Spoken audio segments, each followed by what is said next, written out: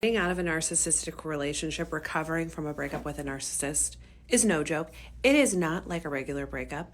A regular breakup, you can look at the person and see the good that they brought to you, see their good qualities, recognize you weren't right for each other, recognize there might have been times where you both acted out of pocket, where you both mistreated each other, but there can be an immense amount of grace given to both of you for the beauty that the relationship was, for the good things, for how it helps you to grow, and you can let that person go and let them go be at peace, and you can be at peace, and then we both move on. Getting over a narcissist is quite literally like returning home from battle. And I mean no disrespect to veterans. I understand that a breakup and the battlefield are very different things. But emotionally, there are a lot of similarities. When you get home from war, you quite literally don't even know what happened to you for a very long time. You have to spend time actually processing and unpacking what just happened to you.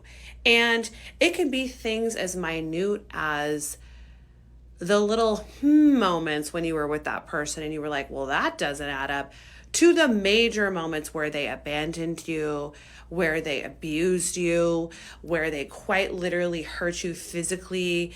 And you're just like, what just happened to me? And you're trying to wrap your mind around it. Then you go through a phase of survival where you are rocking back and forth at times. You are huddled in the fetal position at night, trying to get some sleep. You are just trying to regulate your nervous system for months and months of gaslighting and blame shifting and stonewalling and just really aggressive emotional techniques that make you question your very reality, that make you question yourself and your intuition, and have made you an emotional slave to another person who has utilized your good qualities and your vulnerability, your reliance on them as your partner, to abuse you, to manipulate you. You are quite literally trying to regulate your nervous system. And it can be down to just trying to get a hold of your breath, trying to figure out how to breathe again. Because for however long you've been with a narcissist, you've been holding your breath, your heart's been beating, you've been in fight or flight. And so all of a sudden now you're you're connecting terms to how your nervous system was completely dysregulated, what the status of your emotional system. Like, you have all these words for it now. You're like,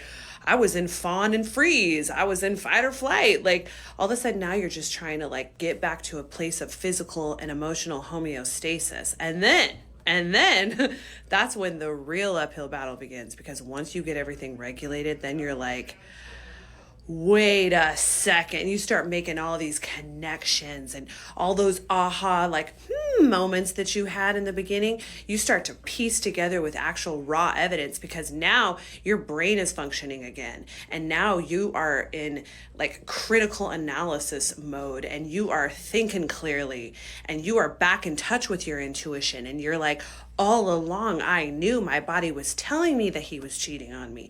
My body was telling me that he was flirting a little too much with his best friend of 10 years. My body was telling me in the beginning that there were all these red flags, that he still talks to all of his exes, and all of his exes are the problem, and they were all crazy, and he's the victim always. It's like all of a sudden you start, these synapses start connecting and sparking in your brain, and you're like, that's what fucking happened to me. And then you start feeling all the emotions of anger and betrayal and how dare he. And coinciding with all of these aha moments, you're also feeling yourself again, and you're getting back in touch with what makes you you, that he belittled and downplayed or ignored because it intimidated him, because you were out of his league, and all those beautiful things reminded him daily that he's a dusty ass and did not deserve you. And so he would either belittle you or ignore those amazing things, and all of a sudden you're connecting again with those, and you're like, I am a badass bitch, why was I ever with that man?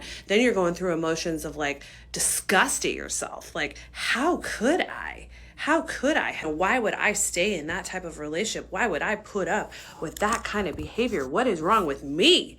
And then you go down the whole self-healing journey of, I got to read this book on my inner child, and wow, he was my daddy. He was the narcissistic daddy that I was used to my whole life, or I was my mom in that situation, and I put up with abuse, and I tolerated dusty behavior because I didn't feel safe, and I was just looking for some sort of safety or some sort of validation because I myself don't give it to myself. And it's just this whole new world of healing and dissection. And then you're finally healed and you've gone through your period of just being alone and feeling yourself again, pouring back into yourself, and you're ready to get out there and perhaps get in another relationship. That's a whole other thing, because now you've healed, you've up-leveled. So now you've attracted somebody that's at your level, finally, who's going to take care of you the way you take care of yourself. So if I have to look at a silver lining of being with a narcissist, that is it.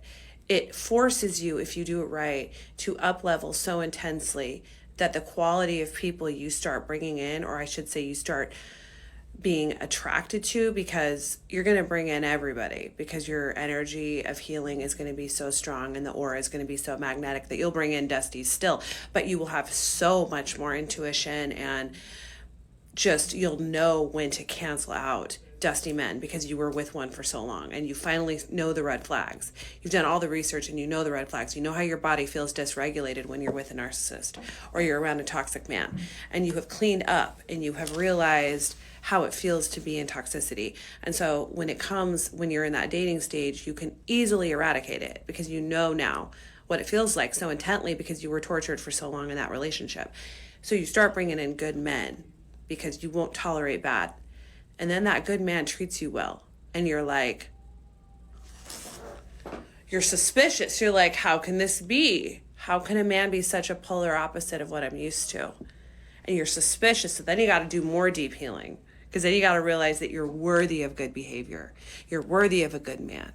And sometimes you'll expend that trauma off onto that good man, because you're still not fully healed and you realize it. A relationship with a good man after a narcissist will show you that you still have more healing to do from that narcissistic relationship. So back to my original point, healing from a narcissistic relationship is no joke. And for the warriors that are out there doing it, I commend you. You're on the greatest healing journey of your life.